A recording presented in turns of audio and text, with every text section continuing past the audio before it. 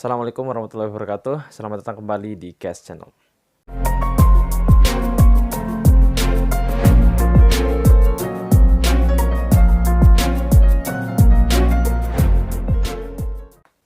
Teman-teman, beberapa waktu kemarin kita sudah melihat debat Capres dan Cawapres. Di media sosial, ada kemudian netizen yang mengkritik KPU karena perdebatan yang kemarin itu dinilai kurang efektif, keterbatasan waktu yang diberikan, dan lain sebagainya. Kemudian netizen ada yang menyarankan kalau sebaiknya debat itu dilakukan kayak di Amerika. Kalau kita lihat debat Capres antara Joe Biden dan Donald Trump. Seperti apa sih berlangsungnya debat calon presiden di Amerika itu? Oke.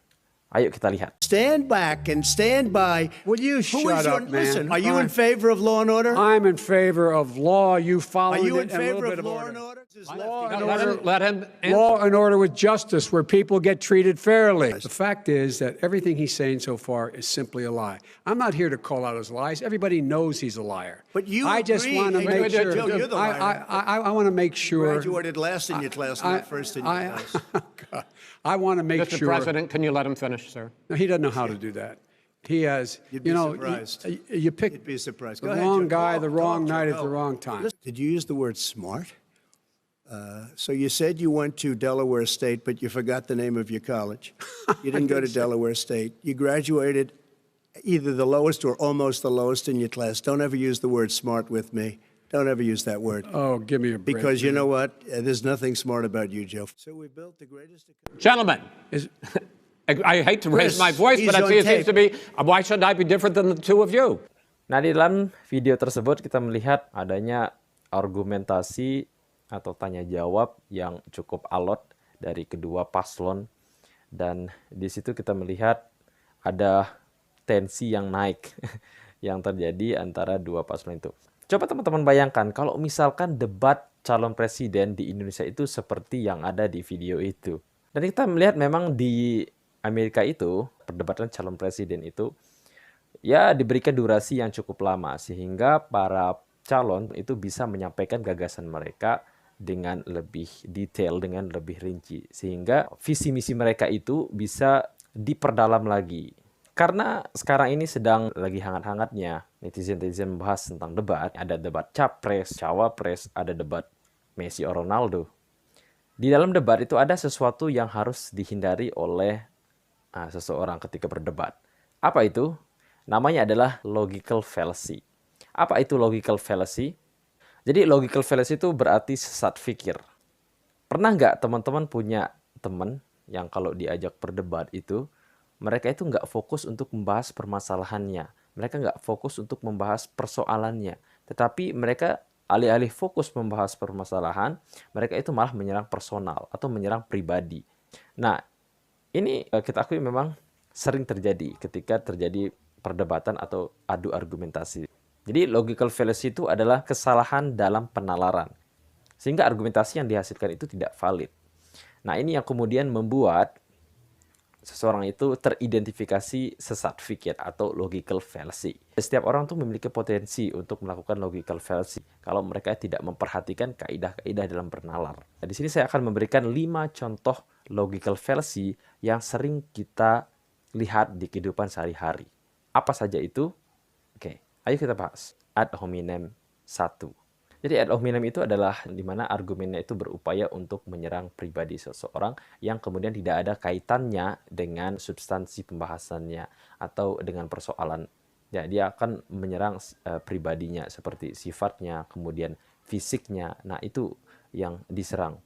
Bro, kalau boleh kasih saran, lu sebaiknya terbuka sama dia. Siapa tahu hubungan lu bisa baikan sama dia. Halah, nggak usah. Dia tuh memang nggak perlu dibaikin kayak begitu. Lagian lu ngapain sih kasih gue saran? Lu itu kan jomblo. Si A tadi mencoba memberikan saran kepada temennya si B untuk bersikap terbuka kepada pasangannya. Siapa tahu itu bisa memperbaiki hubungannya. Tetapi si B ini malah bukannya dia menanyakan lebih jauh tentang bagaimana cara apakah bersikap terbuka itu bisa memperbaiki hubungannya atau tidak, dia kemudian malah menyerang personal, menyerang si A dengan mengatakan kalau dia itu jomblo. Ini kan menjadi tidak relevan argumen yang disampaikan oleh si B. Nah, ini contoh yang pertama. Selanjutnya, contoh yang kedua. kalau saya terpilih menjadi ketua OSIS, saya akan memberikan buku gratis kepada semua siswa. Jangan dengerin omongan dia. Dia itu sudah selingkuh sama 3 cewek. Jadi lu semua itu nggak usah percaya sama dia. Nah, ini termasuk logical fallacy. Kenapa begitu? Karena mestinya haters yang tadi, harusnya dia itu membahas bagaimana caranya kemudian dia merealisasikan program buku gratisnya itu. Bukan malah menyerang pribadinya dia, mengatakan kalau dia itu punya cewek 3. Tidak relevan dengan argumen dari si caleg itu, calon ketua OSIS itu. Selanjutnya ada contoh yang lain. Ketiga, besok gue tuh mau audisi nyanyi. Gue itu udah latihan 4 jam per hari. Kira-kira gue bisa menang apa enggak nih? Udahlah bro, lu tuh nggak usah ikut lomba-lomba nyanyi. Lu tuh nggak usah ikut audisi-audisi nyanyi. Karena muka lu kan jelek. Nah, teman-teman, jadi ini kan argumen dari si, kita sebut aja si B. Kemudian ada temannya yang menanggapi. Si J, dia bilang kalau dia itu nggak usah jadi penyanyi karena mukanya jelek. Bisa saja kan si B berpotensi memenangkan atau lolos audisi atau bahkan menjadi juara kalau memang suaranya itu bagus. Apalagi kalau dia punya suara 8 oktav. Ya, itu semakin memperbesar kemungkinan dia untuk bisa mendapatkan juara. Selanjutnya, ada seorang dosen yang kemudian tidak menuluskan mahasiswanya karena berasal dari suku yang dia nggak suka. Terlebih lagi, di kelas itu dia sering protes di kelas. Argumentum ad hominem 2. Jadi ad hominem 2 itu adalah menyalahkan seseorang karena memiliki keyakinan dan lingkungan yang berbeda. Ya, contoh, saya tuh nggak percaya sama si S karena dia itu orang Wakanda. Dia itu tidak mempercayai argumen seseorang hanya karena dia berasal dari Wakanda. Padahal kan belum tentu orang yang dari Wakanda itu memiliki argumen yang tidak valid. Bisa saja orang Wakanda itu punya argumen yang benar.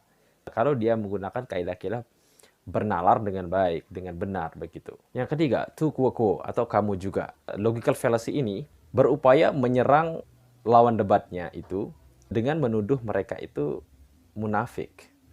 Artinya, perkataannya itu tidak sesuai dengan perbuatannya. Sebaiknya Anda mengurangi makan nasi dan perbanyak makan sayuran. Ini membantu Anda untuk menjaga pola makan Anda supaya berat badan Anda bisa menurun. Kamu udah dok. Bikin dokter sendiri berat badannya nambah terus. Jadi pasiennya ini bukannya fokus untuk membahas saran dari dokternya, dia malah kemudian menyerang pribadi sang dokter. Nah, dia mengomentari masalah personal dari dokternya. Selanjutnya ada logical fallacy yang disebut sebagai argumentum verecundiam. Ini adalah logical fallacy yang cenderung melakukan pembenaran terhadap sesuatu. Contohnya, ini sering terjadi di iklan-iklan. Orang pintar minum tolak api. Ya, ini biasanya digunakan dalam bahasa-bahasa iklan seperti itu. Nah, selanjutnya adalah logical fallacy false case.